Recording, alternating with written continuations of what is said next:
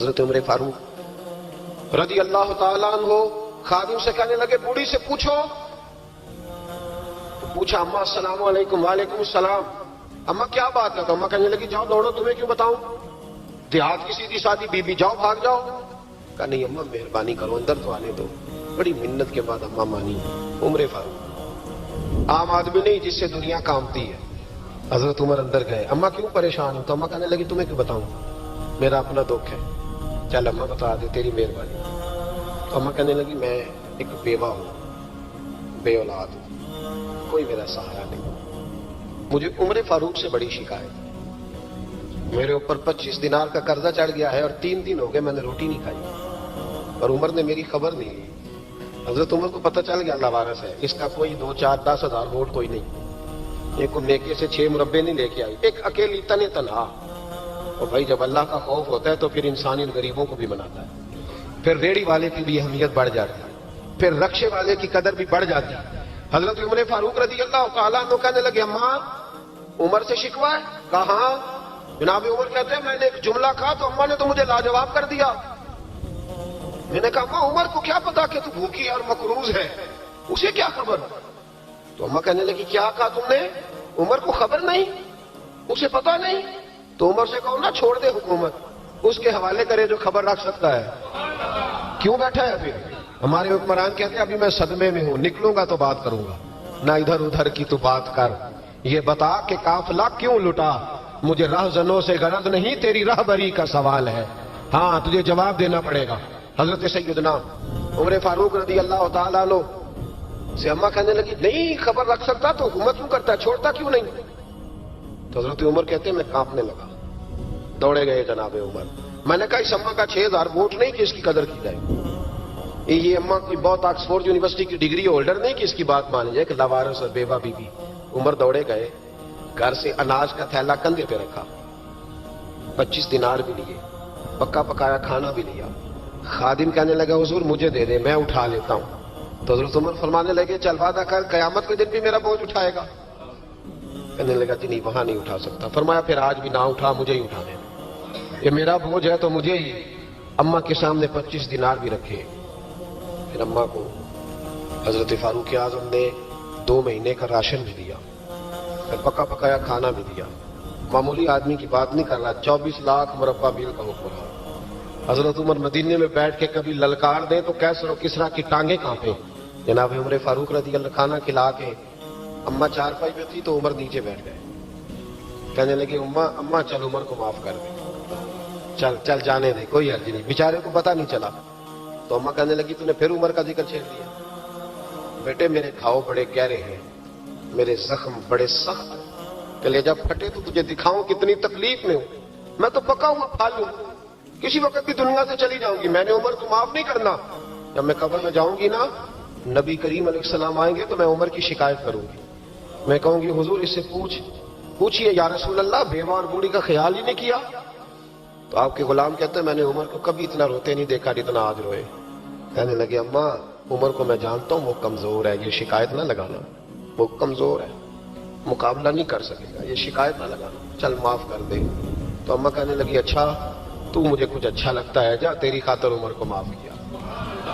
تو پیارا لگا ہے, جا معاف کیا, تیری خاطر معاف کیا, تیری خاطر عمر کو معاف کیا.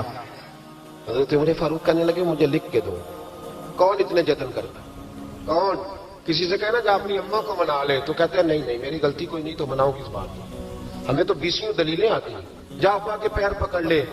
پتہ ہے نبی پاک علیہ السلام نے فرمایا جس کا باپ راضی ہوگا اسی کا اللہ راضی ہوگا, اور جس کا باپ ناراض ہوگا وہ سارا دن وظیفے پڑے, اس کا اللہ راضی. یہ ابو داؤد شریف کی حدیث ہے. نا جی بڑی مہربانی, پیسے نہ لائیے گا. اب بات سنیں, وہ بھی میں سمیٹنے کی طرف آ رہا ہوں, ختم کر رہا ہوں, آپ میری بات پہ توجہ رکھیں. عزیز بھائی, نبی کریم صلی اللہ تعالی علیہ وسلم نے جو اپنے غلاموں کی تربیت کی تو حضرت عمر فاروق کہنے لگے لکھ کے دو, لکھ دو.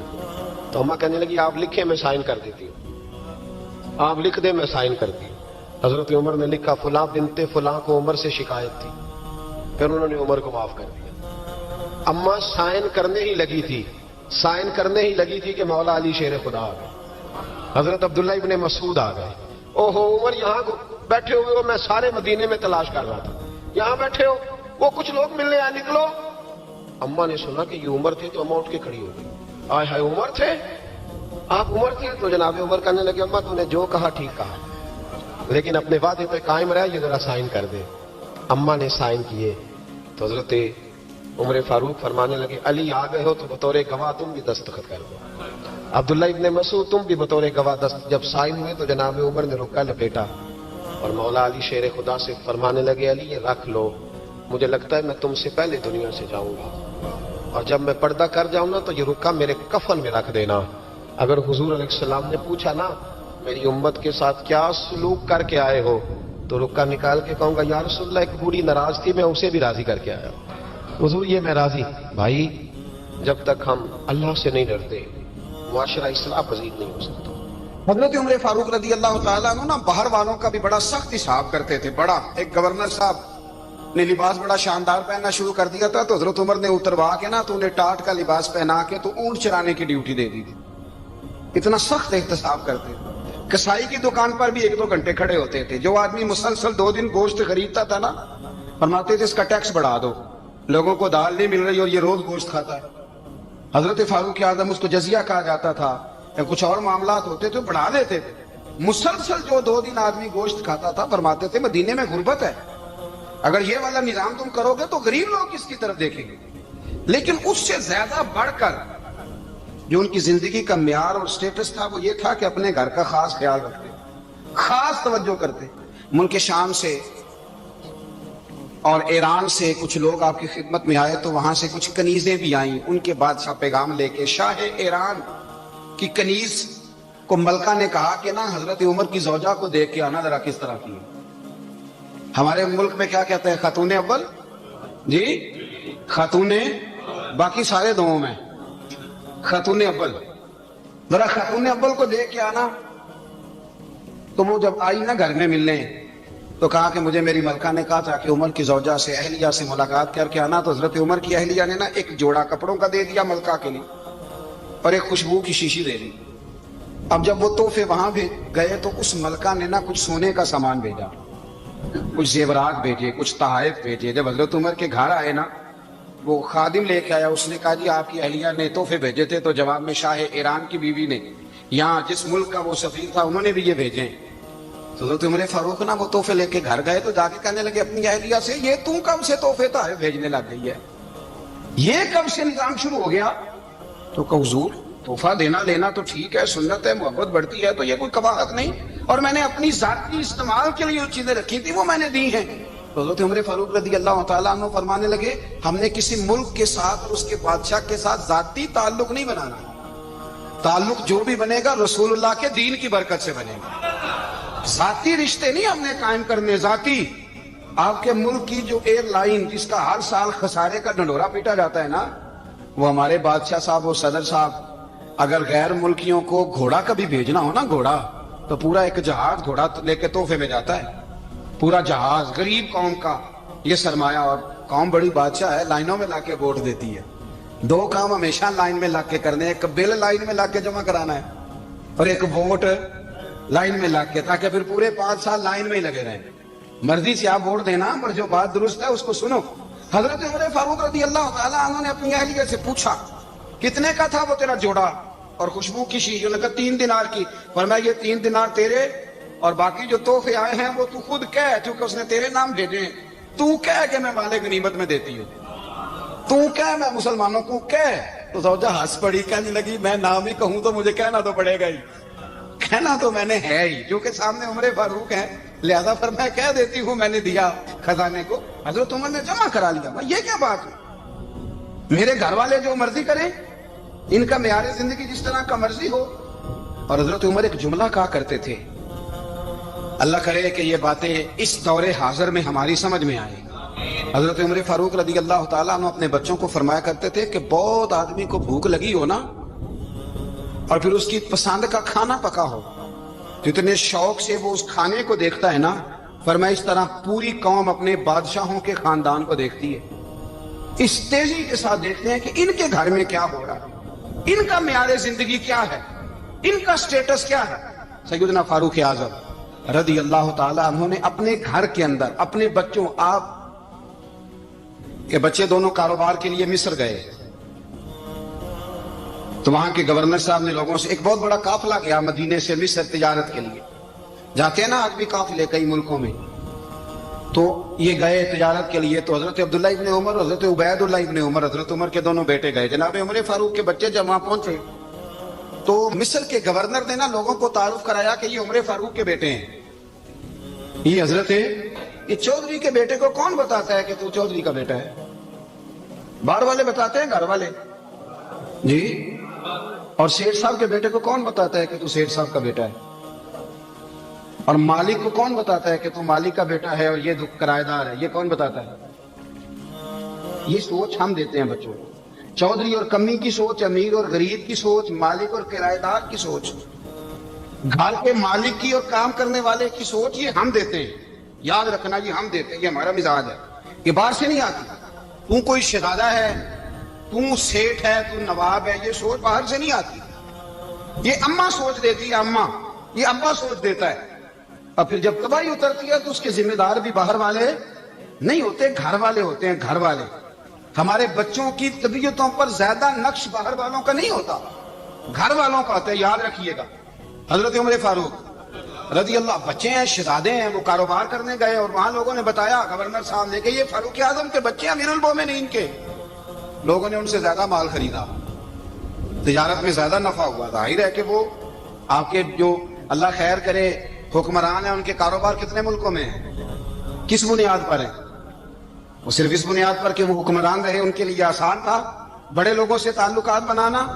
حضرت عمر فاروق رضی اللہ تعالیٰ عنہ کے بچے ڈھیروں مال کما کے جب واپس آئے نا، تو حضرت عمر سے آ کے بچوں نے بطور محبت کا، ابا جی اللہ نے بڑا ہی فضل کیا ہے، بڑا مال کمایا الحمدللہ، یہ دیکھیں کتنا نوازا ہے۔ تو حضرت عمر کہنے لگے سارے قافلے نے اتنا ہی کمایا ہے؟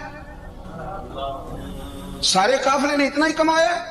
تو حضور نہیں، سارے قافلے نے اتنا نہیں کمایا، سب کو اتنا نہیں ملا، وہ تو وہاں گورنر صاحب نے لوگوں کو تعارف کرایا تھا کہ یہ عمر کے بچے ہیں، تو لوگوں نے پھر ہم سے بڑا ہی خریدا۔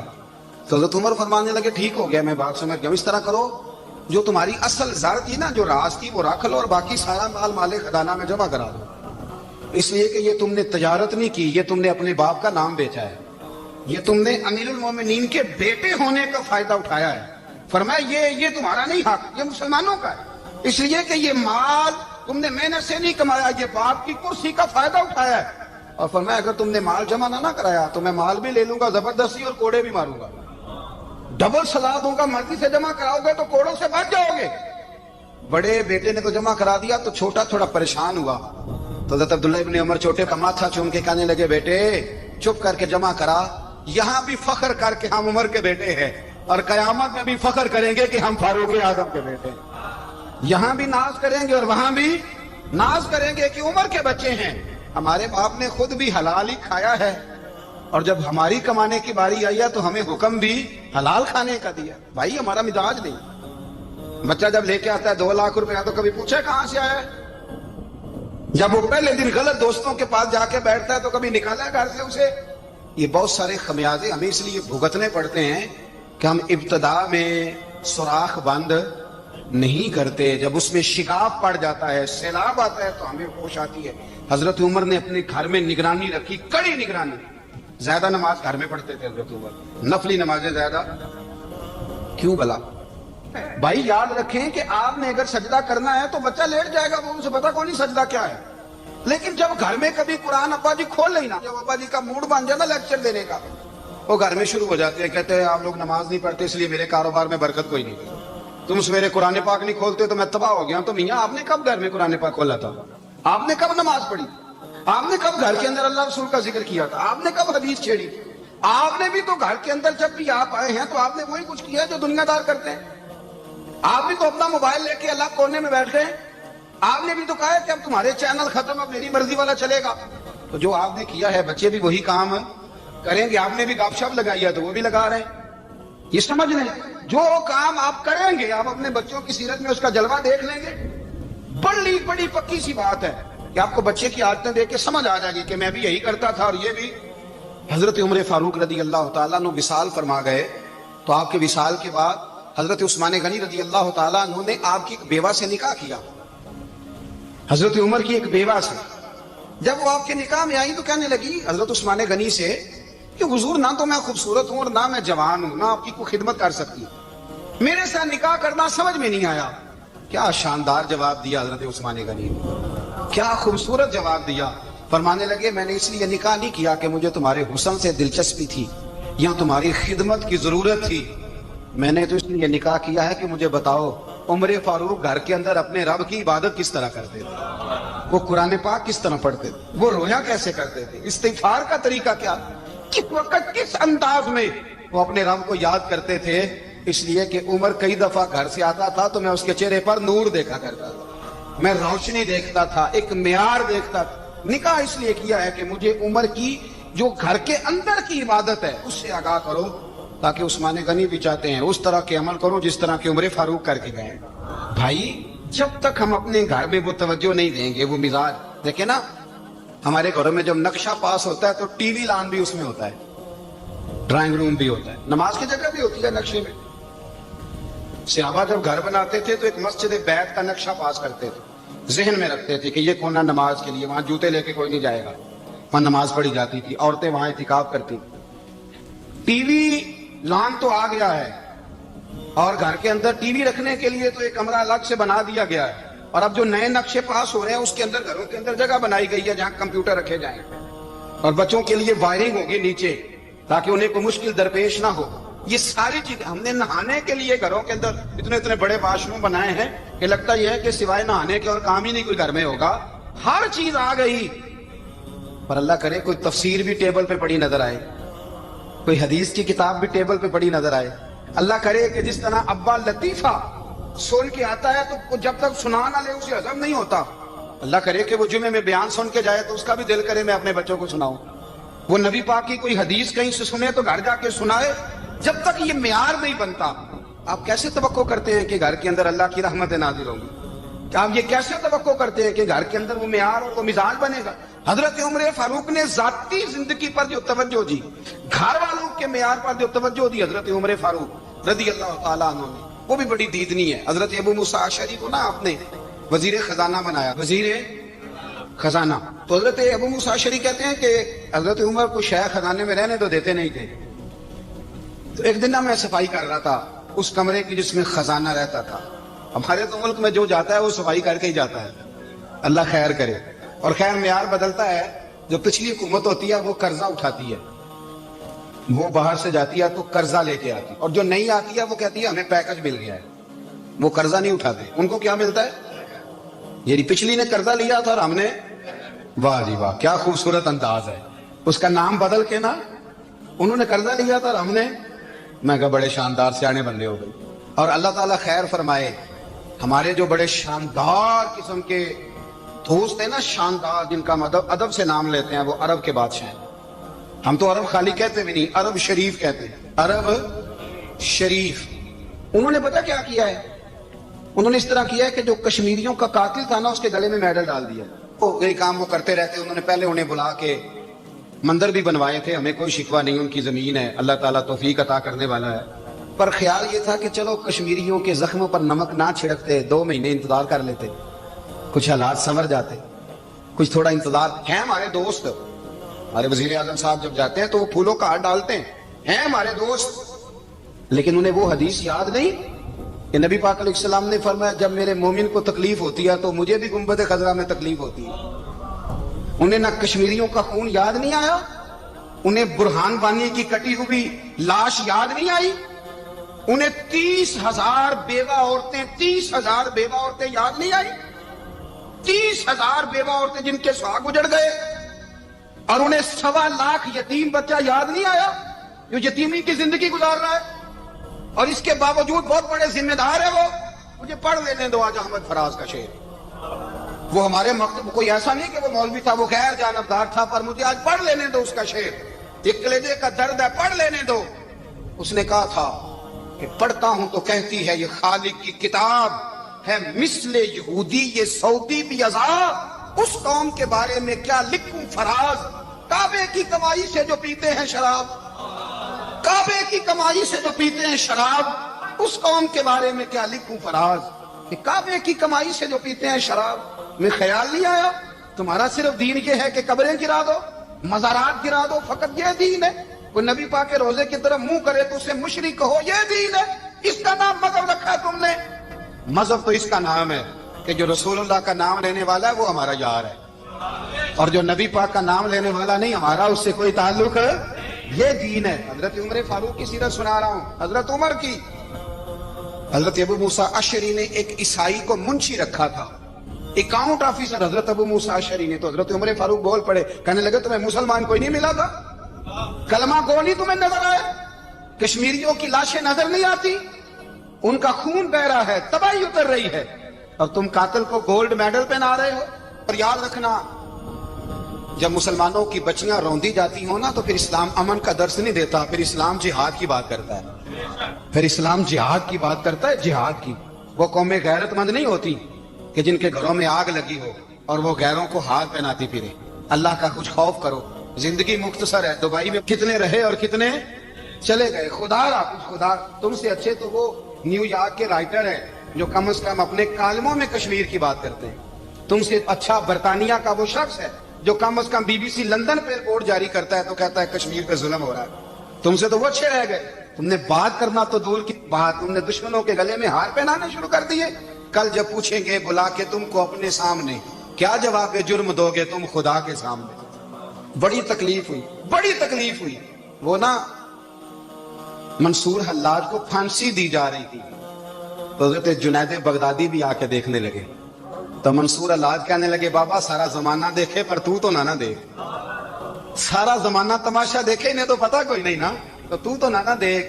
عرب شریف والو، ٹرمپ اسے انعام دیتا تو تکلیف کوئی نہیں تھی، ملکہ وکٹوریا اسے انعام دیتی تو تکلیف کوئی نہیں تھی، پر تم تو نہ ایسا کرتے، تم تو اپنے تھے، تم تو کلمہ گو تھے، تم تو یہ ظلم نہ کرتے، تم تو یہ حرکت نہ کرتے۔ میں کہتا ہوں ٹھہر ہی جاتے، جانا نہیں دنیا سے، اللہ کے حضور حاضر نہیں ہونا۔ جب رسول اللہ قبر میں آئیں گے تو کیا جواب دو گے؟ خدا را، حضور نے فرمایا تھا گناہ روک نہیں سکتے تو دل میں ہی برا جان لو۔ ذالک اضعف الایمان، یہ کمزور ایمان ہے، کم از کم اتنی حد تک تو آ جاؤ، دشمن سے گلے تو نہ ملو۔ خدا را سمجھے، ہمارا پہلا تعارف یہ ہے کہ ہم رسول اللہ کے غلام ہیں۔ اقبال نے کہا تھا وطن کا بت نہ بنانا، وطن کو بت نہ بنانا۔ اقبال کہنے لگے ان تازہ خداؤں میں بڑا سب سے وطن ہے، جو پیرہن اس کا ہے وہ مذہب کا کفن ہے، اس لیے کہ بازو تیرا توحید کی قوت سے کبھی ہے، اسلام تیرا دیس ہے، اسلام تیرا دیس ہے، کیونکہ تو مصطفی ہے، تو نبی پاک والا ہے، مصطفیٰ والا، اسلام تیرا دیس ہے، تو مصطفی ہے۔ امریکہ میں جو مسلمان رہتا ہے ہمارا بھائی ہے، اور پاکستان میں جو مرزائی رہتا ہے اس سے ہمارا کوئی تعلق نہیں ہے۔ حضرت عثمان غنی نے اپنے چچا کے بیٹے سے کہا تھا کہ تو کلمہ نہیں پڑھتا تو تیرا میرا رشتہ کوئی نہیں۔ بلال حبش سے آیا ہے پر میرے نبی کا غلام ہے تو سگے بھائیوں سے بھی آگے ہے۔ ہزاروں قومیں وجود میں آئیں دہر میں خوش کو تر کے رشتے سے، پر ہم نے بنیاد دوستی رکھی یاد خیر البشر کے رشتے سے۔ اپنی ملت پر قیاس اقوام مغرب سے نہ کر، خاص ہے ترکیب میں قوم رسول ہاشم، کچھ خیال کریں۔ پہلا تعارف دین ہے، اگر دین نہیں تو پھر کسی وطن کی کوئی ضرورت، اس لیے کہ پاکستان کا تصور اقبال نے پیش کیا نا، تو اقبال کہنے لگے ان تازہ خداؤں میں بڑا سب سے وطن ہے جس کو تم بت بنا کے پوجتے ہو۔ ہمارا وطن تو ہمیں جان سے زیادہ پیارا ہے، پر پہلے پاکستان نہیں، پہلے اسلام، پہلے اسلام تیرا دیس ہے، تو مصطفی ہے۔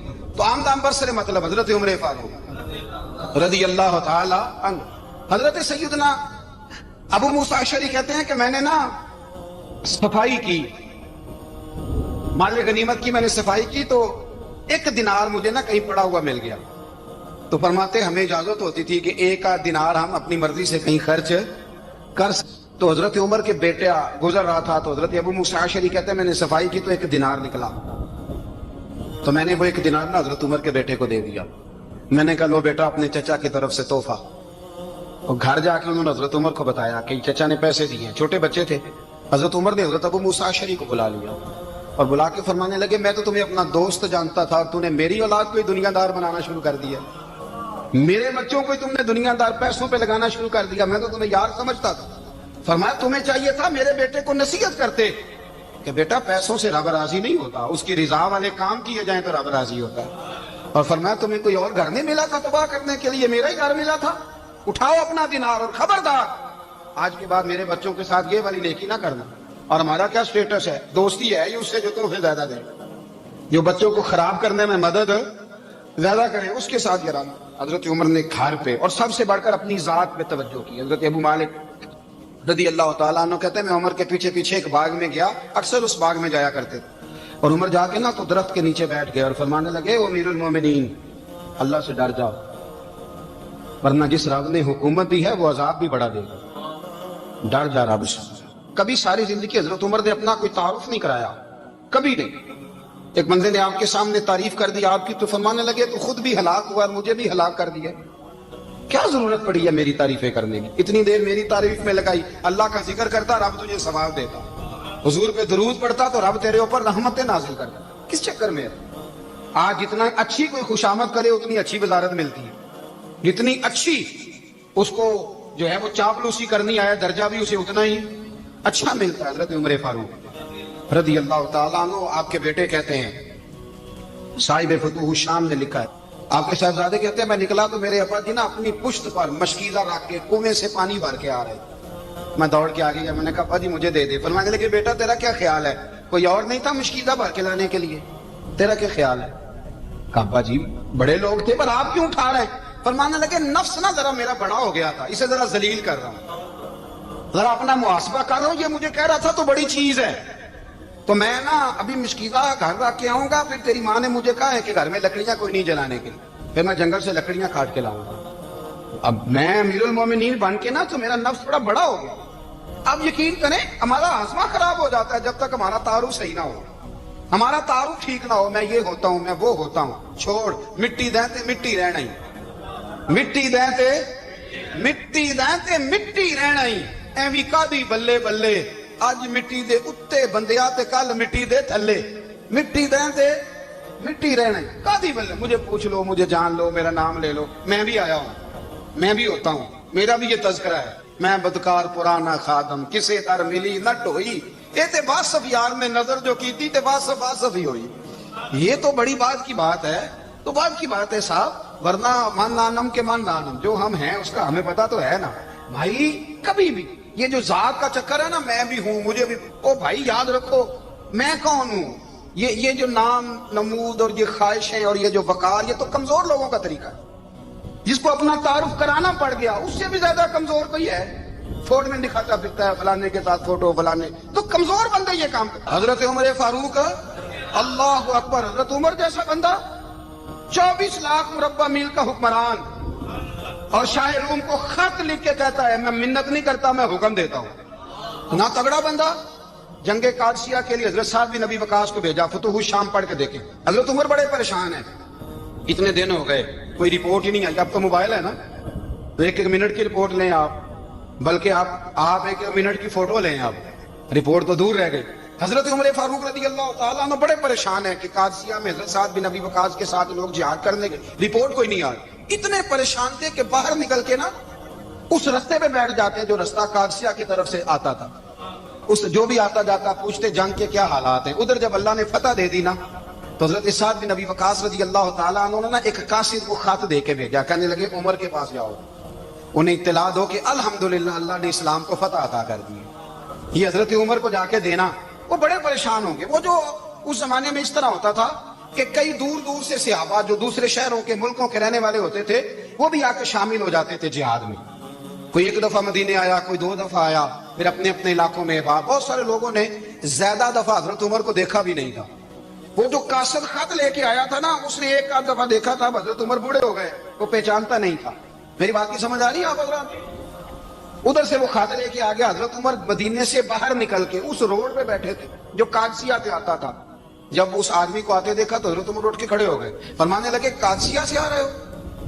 وہ کیا کہتا ہے, پھٹے پرانے کپڑے, ٹوٹے ہوئے جوتے, سر پہ پرانی پگڑی. کہنے لگے غلام مدینے کے رہنے والے ہو؟ حضرت عمر کہنے لگے ہاں مدینے کا ہوں. کہا میں قادسیہ سے آیا ہوں, الحمدللہ اللہ نے اسلام کو فتح دے دی ہے, الحمدللہ کفر کی کمر ٹوٹ گئی ہے. اس نے یہ بات کر کے تو گھوڑے کو ایڑی لگائی, گھوڑا دوڑنے لگا مدینے کے. حضرت عمر بھی ساتھ ساتھ دوڑ رہے ہیں. فرمانے لگے اچھا بتاؤ خالد بن ولید کا کیا حال ہے؟ تھوڑا آگے جا کے فرمانے لگے اسامہ بن زید کیسے؟ وہ کہتے ہیں ٹھیک ہے. پھر اس نے اور گھوڑا, عمر ساتھ ساتھ دوڑ رہے ہیں, ساتھ ساتھ 24 لاکھ مربع میل کا حکمران, ایک جوتا پیر سے نکل گیا, عمر دوڑ رہے ہیں. آگے جا کے پوچھتے ہیں سعد بن ابی وقاص کا کیا حال ہے؟ تو حضور وہ بھی ٹھیک ہے. کتنے لوگ میرے شہید ہو گئے مسلمانوں میں سے؟ کہنے لگا صحیح گنتی کا نہیں پتا, یہ لفظ ادا ہوتے ہوتے مدینے کی سرحد آ گئی. لوگوں نے عمر کو گھوڑے کے ساتھ دوڑتے دیکھا تو کہا امیر المومنین کیوں دوڑ رہے ہیں؟ وہ غلام چھلانگ لگا کے نیچے آیا, قدموں میں بیٹھ گیا.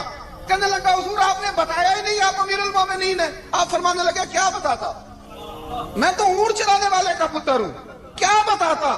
وہ عمر ہوں جس نے اپنے گناہوں کا حساب دینا ہے, کیا بتاتا؟ جو سعد بن ابی وقاص کو جہاد پہ بھیج کے کچھ بزدلوں کی طرح گھر میں بیٹھا ہے, کیا بتاتا؟ کوئی حیثیت نہیں, کوئی طاقت. تو نے اچھا کیا, تو تو مجاہد تھا, مجھے ساتھ ساتھ دوڑایا, تو نے اچھا کیا. جتنے لوگ تھے چیخے مار کے رونے لگے.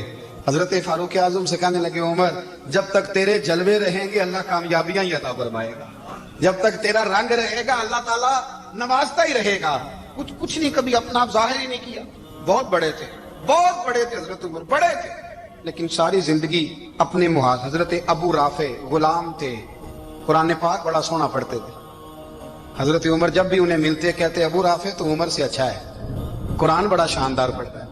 تو وہ کہتے حضور اگر میں قرآن صحیح پڑھتا ہوں تو آپ کو قرآن کی تشریح زیادہ صحیح آتی ہے, آپ بھی تو مجھ سے افضل ہیں. تو آپ فرماتے نہیں پھر بھی تو مجھ سے افضل ہے. کیوں؟ اس لیے کہ تو اپنے غلام اپنے آقا کی نوکری بھی ٹھیک کرتا ہے اور رب کی عبادت بھی ٹھیک کرتا ہے, اور مجھے خالی صرف عبادت کرنی ہوتی ہے وہ بھی ٹھیک نہیں کر پاتا. ساری زندگی اپنا محاسبہ, ساری زندگی اپنے گریبان میں دیکھا, ساری زندگی اپنے آپ کو پرکھا, اپنے آپ کو ٹٹولا. 62 سال عمر بیت گئی. حضرت حذیفہ بن یمان ایک صحابی تھے, میرے نبی کریم علیہ السلام نہ ان سے راز کی باتیں کرتے تھے. ہر بندے کا ہاضمہ ٹھیک نہیں ہوتا, سب سے راز کی بات نہیں کرنی چاہیے. حضرت حذیفہ بن یمان کہتے ہیں حضور راز کی باتیں بتاتے. مدینہ منورہ میں جو منافقین تھے ان کی لسٹ بھی نبی پاک نے حضرت حذیفہ بن یمان کو دی تھی. جب کوئی مشکوک آدمی مر جاتا نا تو صحابہ کہتے ہیں ہم دیکھتے اگر حضرت حذیفہ نے جنازہ پڑھا ہے تو ہم بھی جنازہ پڑھ لیتے. نبی پاک نے بھی کچھ جنازے نہیں پڑھے, ترمذی میں ہے, فرمایا عثمان سے جو بغض رکھے اس کا جنازہ نہیں پڑھیں گے. حضرت حذیفہ بن یمان اگر جنازہ پڑھتے تو لوگ پڑھتے, وہ نہ پڑھتے تو لوگ جنازہ نہ پڑھتے. حضرت حذیفہ بن یمان کہتے ہیں جناب عمر فاروق کی خلافت کے آخری ایام تھے, کچھ دنوں کے بعد وہ شہید ہو گئے. فرماتے آدھی رات کا وقت تھا, میں گھر میں سویا تھا بڑا بے فکر, اچانک میرے دروازے پہ دستک ہوئی, میں گھبرا کے اٹھا, اتنی رات کو کون آیا؟ کہتے قربان جاؤں, دروازے پہ گیا تو امیر المومنین فاروق اعظم دروازے پہ. میں نے کہا عمر کوئی حکم تھا تو مجھے بلا لیتے. کہنے لگے میں نا امیر بن کے نہیں آیا, تیرا ویر بن کے آیا ہوں. امیر المومنین کی حیثیت سے سرکاری کام سے بلاتا تو وہاں بلاتا, مجھے ایک ذاتی کام پڑ گیا. کہتے میں نے عمر کو گھر کی اندر بلا کے چارپائی پہ بٹھایا. میں نے کہا حضور میں غریب آدمی میں کیا آپ کے کام آ سکتا ہوں؟ تو کہتے انہوں نے نا مجھے ساتھ بٹھا لیا, پھر میرا ہاتھ پکڑ لیا. کہنے لگے تو عمر کو جانتا ہے؟ عمر جھوٹ نہیں بولتا. تو جانتا ہے؟ عمر وعدوں کا پکا ہے. کہا حضور جانتا ہوں. کہا میں اس وقت آیا ہوں جب دیکھ بھی کوئی نہیں رہا. حضرت حذیفہ بن یمان کہتا ہوں پریشان ہو گیا, حضور پہلیاں نہ بجھوائے, مہربانی کر بتائیں کدھر آئے ہیں. حضرت عمر فاروق فرمانے لگے 62 سال کا ہو گیا ہوں, 63 میں چل رہا ہے, داڑھی سفید ہو گئی ہے, ال پک گیا, اٹھ فریدہ ستیا, داڑھی آ گئی پور, اگا نیڑے آ گئی, پیچھا رہ گئی دور. اب نا اب قبر اشر کا معاملہ صاف نظر آنے لگا ہے. کہا حضور مجھ سے کیا چاہتے ہیں؟ حضرت عمر رو پڑے, کہنے لگے آج میں عشاء کے بعد نکلا ہوں تو نبی پاک کے صحابہ مجھے نیک کہہ رہے تھے, پھر میں نے بچوں کی ماں سے اور بچوں سے بھی پوچھا ہے, وہ بھی مجھ سے راضی ہیں. اور حذیفہ تیرے ساتھ نبی پاک راز کی باتیں کرتے تھے, سچ بتا کہیں عمر کا نام منافقوں میں شامل تو نہیں؟ سچ بتا ان منافقین میں تو شامل نہیں, کہیں اوپر سے تو نہیں سارا کچھ؟ حضرت حذیفہ بن یمان کہتے ہیں میں باپ کے مرنے پہ اتنا نہیں رویا جتنا عمر کے سوال پہ رویا. میں قدموں میں بیٹھ گیا, میں نے کہا نہیں عمر یہ تو میں نے نہیں سنا, لیکن یہ میں نے نبی پاک سے ضرور سنا ہے کہ میرے بعد اگر کوئی نبی ہوتا تو عمر ابن خطاب ہوتا. یہ میں نے اپنے کانوں سے سنا ہے کہ عمر جس گلی سے گزرے شیطان رستہ بدل جاتا ہے. یہ میں نے اپنے کانوں سے سنا ہے کہ 950 سال حضرت جبریل جناب عمر کی شان بیان کرے تو پھر بھی بیان نہیں ہو سکتا. یہ میں نے ضرور سنا. دوستو ساری زندگی حضرت عمر نے اگر دوسروں کا محاسبہ کیا تو اپنا اور اپنے بچوں کا بھی کڑا خیال رکھا، اپنی ذات پر بڑی توجہ دی۔ جو لوگ اپنا بھول جاتے ہیں نا، ہمیں اپنی صحت کا بڑا خیال ہے لیکن اپنی روحانی زندگی کا کوئی خیال نہیں ہے، قلبی زندگی کا کوئی تصور نہیں۔ آپ یقین کریں، موٹا آدمی کمزور ہونے کے لیے جدوجہد کر رہا ہے، کمزور طاقتور ہونے کے لیے، لیکن جس کو کتنے دن بیت گئے اللہ رسول کی یاد میں رویا ہی نہیں، کتنے دن بیت گئے نہ سننے کو دل ہی نہیں چاہا، جسے مہینوں بیت گئے اور قرآن پاک کی طرف نظر ہی نہیں گئی، فکر مند ہی نہیں۔ زندگی زندہ دلی کا نام ہے، مردہ دل کیا خاک جیا کرتے ہیں۔ بھائی، حضرت عمر کی زندگی دور حاضر میں ہمیں یہ سبق دیتی ہے کہ کڑی نگرانی رکھو اپنے پودوں کی، کڑا خیال رکھو اپنے ذاتی باغ کا، اور یہ جو تمہارے دل کی دنیا ہے، یہ تمہاری روح کی زندگی ہے، اس کا محاسبہ کرتے رہو۔ نبی کریم علیہ السلام نے فرمایا اپنا حساب خود کر لو قبل اس کے کہ تمہارا حساب کیا جائے۔ اپنا حساب، بولیے، اپنا حساب۔ ہم ساری دنیا کا حساب کرتے پھرتے ہیں، کوئی کہاں سے کماتا ہے، کہاں کھاتا ہے، پر اپنا حساب حضور نے فرمایا حساب کر لو قبل اس سے کہ تمہارا حساب۔ مولا علی فرماتے ہیں نماز پڑھ لو قبل اس کے کہ تمہاری نماز پڑھی جائے، نماز پڑھ لو قبل اس کے کہ تمہاری۔